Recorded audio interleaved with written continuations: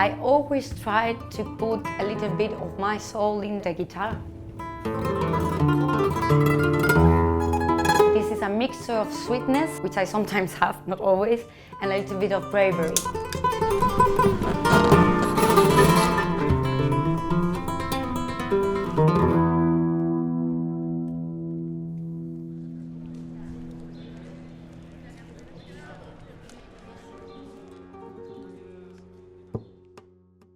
The part that I love the most about working with wood, it's touching it, the feeling of the wood in my hands. It's something that always reminds me about who I am, where are my roots, where I belong to. The wood needs to be dried at least for 30 years, which means that I'm using the materials that my grandfather bought. I never met him, he died 1 month before I was born, so I get to touch the things that he picked without knowing if they will be for me, because I'm the first woman in the family to make guitars, so it's quite special. Once you have picked the materials, then you start to prepare all the parts of the guitar. We always start with shaping of the neck.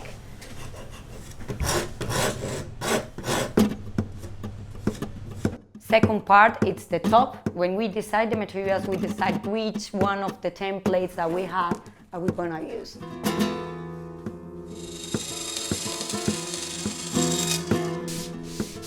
The first thing that you do when you cut it is to put it in the solera. The solera is a mold that we use for the top and the back to give the guitar this little curve so it sounds better.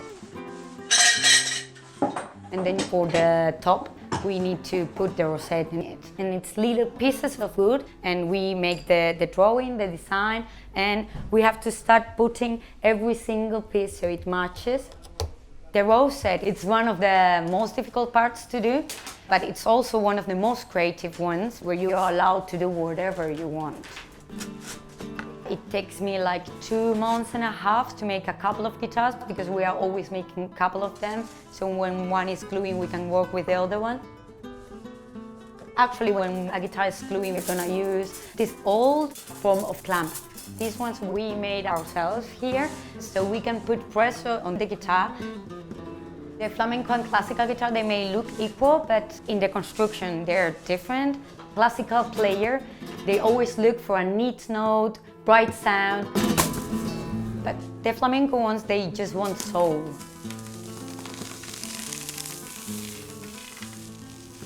Everybody asks about the sides bending. You have to put them under the water for a couple of hours, and then you do this bending with heat. We use a little oven, and if you get the wood wet through the process, you can bend the sides to the shape of the guitar.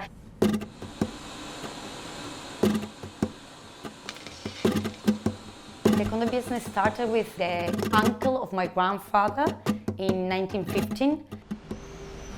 Nowadays, in this workshop, we are 3 people, plus my father.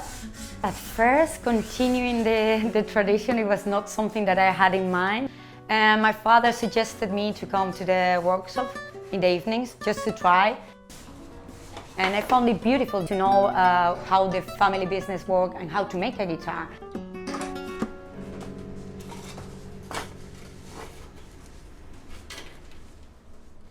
The first guitar that I closed, I remember going back home and my smile couldn't be bigger.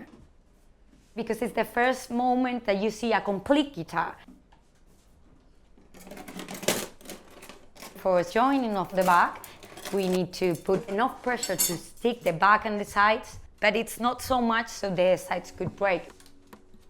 The tradition is to give your first guitar to your mother, but I'm not a boy, so I decided to give it to my father, which was my master. I was totally afraid that it would be a mistake and a mess and it wouldn't sound. But it did sound, and it did sound well, and I couldn't be more proud.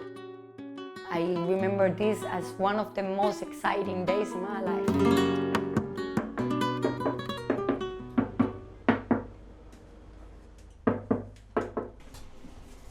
Once you have stacked all the guitar together, then you start with a fingerboard.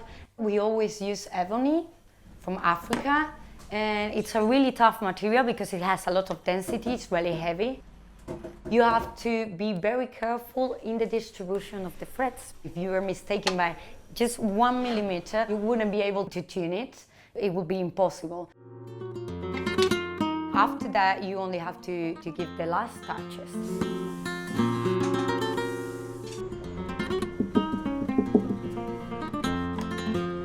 Once a guitar is finished, we have to adjust the neck bone and the bridge bone. And this is really important because that will decide the tension of the strings.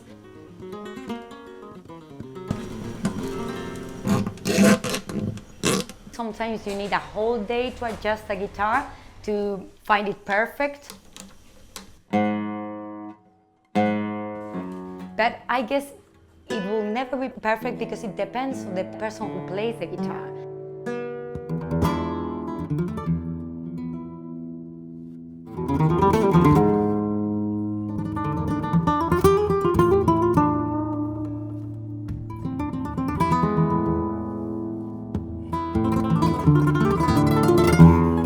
I have really good memories with flamenco music, and for me it means home actually. It comes from the heart of a person.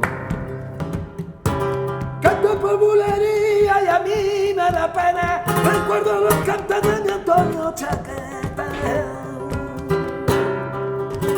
I have this romantic idea that this is my grain, that I live in this world so someone else can make music, which gives life to all of us. Que yo me voy emborracha, que yo me voy emborracha, con un buchito de aguardiente, con un buchito de aguardiente.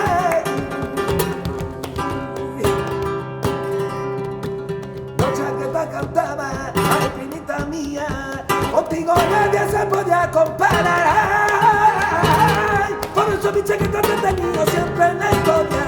Por eso mi garganta de corazón te canta, tu cante llevo siempre yo metido en mi memoria. Solo